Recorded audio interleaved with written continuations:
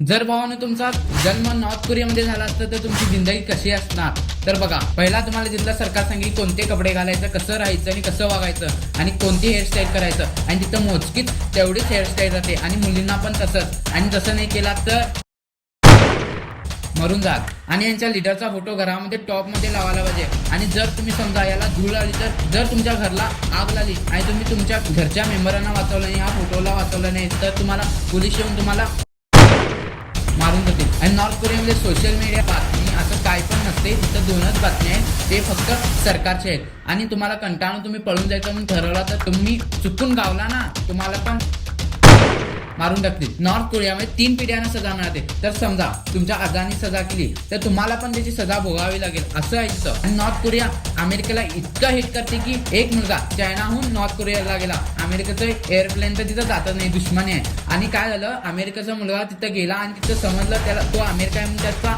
इतका हाल गेला की तो येताना मरून आला, डेड बॉडी आली तिथं. इतकं तानाशाही की तुम्हाला सांगू पण शकत नाही.